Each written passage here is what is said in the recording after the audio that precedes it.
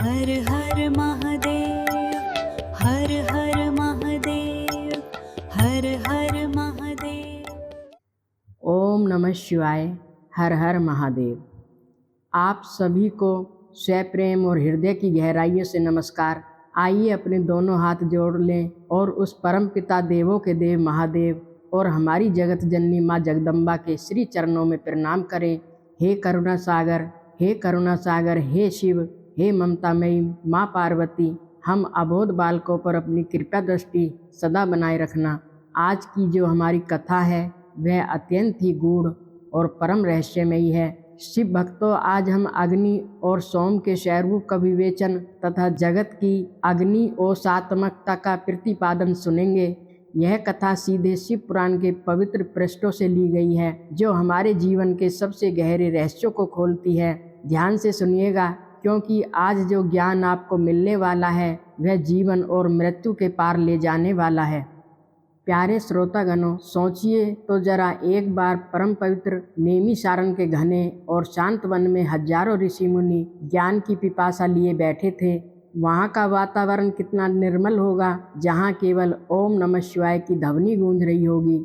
उसी समय उन सोनाकादि ऋषियों ने ज्ञान के भंडार वायुदेव से एक बहुत ही अद्भुत प्रश्न पूछा। ऋषियों ने पूछा, हे प्रभु, पार्वती देवी का समाधान करते हुए महादेव जी ने यह बात क्यों कही कि संपूर्ण विश्व अग्नि ओषात्मक एवं वार्धरात्मक है?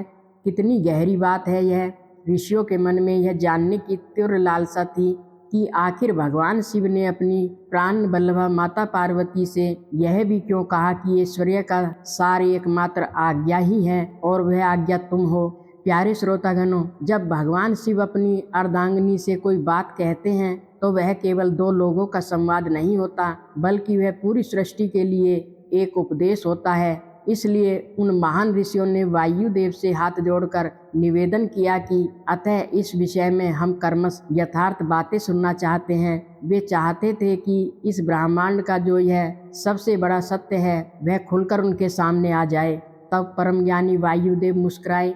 उनकी आंखों में महादेव की भक्ति का तेज था। वायुदेव बोले, हे महर्षियों, ध्यान लगाकर सुनो, क्योंकि जो मैं बताने जा रहा हूँ वह सृष्टि का मूल है। उन्होंने कहा कि हमारे परम पिता रुद्रदेव का जो घोर तजोमय शरीर है उसे अग्नि कहते हैं और अमृत में सोम शक्ति का स्वरूप है। शिव भक्तों, इसे ऐसे समझो जैसे भगवान शिव वह प्रचंड ऊर्जा है, वह तेज अग्नि है जो सब कुछ भस्म कर सकती है, और हमारी माता पार्वती वह शीतल मीठा अमृत है जो उस अग्नि को शांति और जीवन में बदल देती है। इसलिए वायुदेव ने समझाया, क्योंकि शक्ति का शरीर शांति कारक है। माँ तो हमेशा शांत करती है अपने बच्चों को।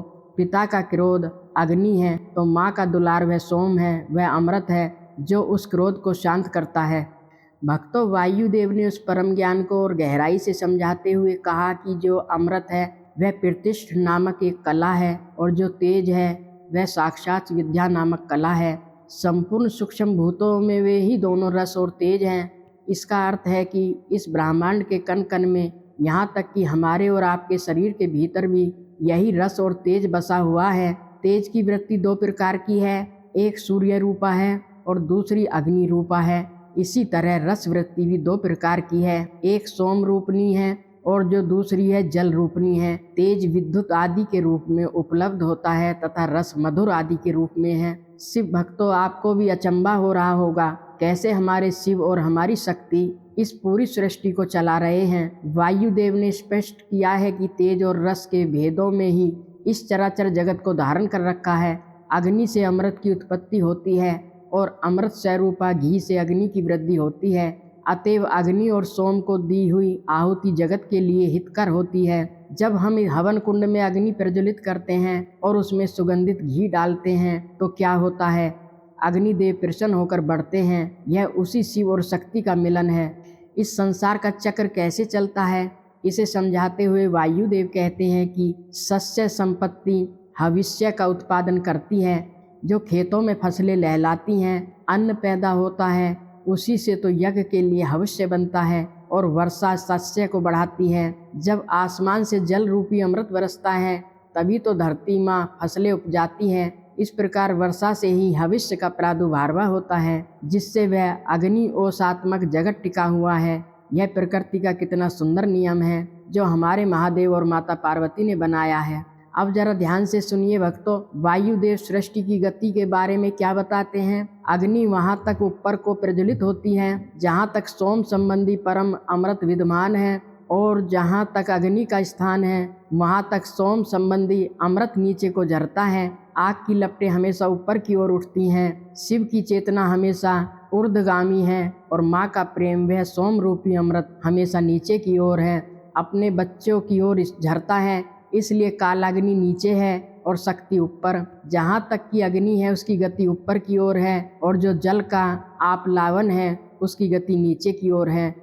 भक्तों, कितना अद्भुत है ना। आधार शक्ति ने ही इस ऊर्ध्वगामी काल अग्नि को धारण कर रखा है तथा निम्नगामी सोम शिव शक्ति के आधार पर प्रतिष्ठित है। शिव ऊपर है और शक्ति नीचे, तथा शक्ति ऊपर है और शिव नीचे। दोनों एक दूसरे में इस तरह रमे हुए हैं कि उन्हें अलग किया ही नहीं जा सकता। इस प्रकार शिव और शक्ति ने यहाँ सब कुछ व्याप्त कर रखा है। प्यारे शिव भक्तों, अब जो बातें वायुदेव बताने जा रहे हैं वह हमारे जीवन के सबसे बड़े डर यानी मृत्यु से जुड़ी हुई हैं। वायुदेव कहते हैं कि बारंबार अग्नि द्वारा जलाया हुआ जगत भस्मास्त हो जाता है, सब कुछ अनंत राख बन जाता है, लेकिन यह भस्म कोई साधारण राख नहीं है, यह अग्नि का वीर्य है। भस्म को ही अग्नि का वीर्य कहते हैं। यह महादेव की परम ऊर्जा का प्रतीक है, जो इस प्रकार भस्म के श्रेष्ठ स्वरूप को जानकर अग्नि इत्यादि मंत्रों द्वारा भस्म से स्नान करता है, वह बंधा हुआ जीव पास से मुक्त हो जाता है। भस्म लगाना केवल एक कर्मकांड नहीं है, यह इस बात का स्मरण है कि हमारा यह नश्वर शरीर शिव की अग्नि में शुद्ध होकर शिव तत्व को प्राप्त होता है। अग्नि के वीर्य रूप भस्म को सोम ने आयोग युक्ति के द्वारा फिर आप्लावित किया, इसलिए वह प्रकृति के अधिकार में चला गया। लेकिन यदि योग युक्ति के शाक्त अमृत वर्षा के द्वारा उस भस्म का सब और आप्लावन हो तो वह प्रकृति के अधिकारों को निर्वृत्त कर देता है। योग का मार्ग ही वह मार्ग है जहां हम उस परम अमृत को पा सकते हैं।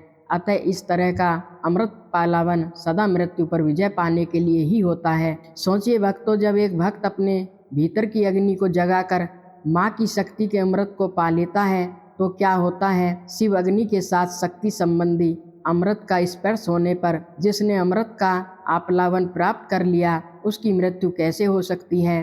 वह तो अमर हो जाता है जो अग्नि के इस गुहा स्वरूप को तथा पूर्वोक्त अमृत प्लावन को ठीक ठीक जानता है। वह अग्नि ओषात्मक जगत को त्याग कर फिर यहाँ जन्म नहीं लेता।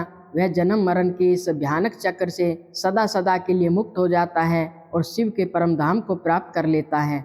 जो शिव अग्नि से शरीर को दग्ध करके शक्ति स्वरूपा सोम अमृत से योग मार्ग के द्वारा इसे अपलावित करता है वह अमृत स्वरूप हो जाता है। यही वह परम ज्ञान है, यही वह रहस्य है जो महादेव ने अपनी प्यारी पार्वती को बताया था। इसी अभिप्राय को हृदय में धारण करके महादेव जी ने इस संपूर्ण जगत को अग्नि ओषात्मक कहा था, और वायुदेव पूरे विश्वास के साथ ऋषियों से कहते हैं कि उनका यह कथन सर्वदा उचित है।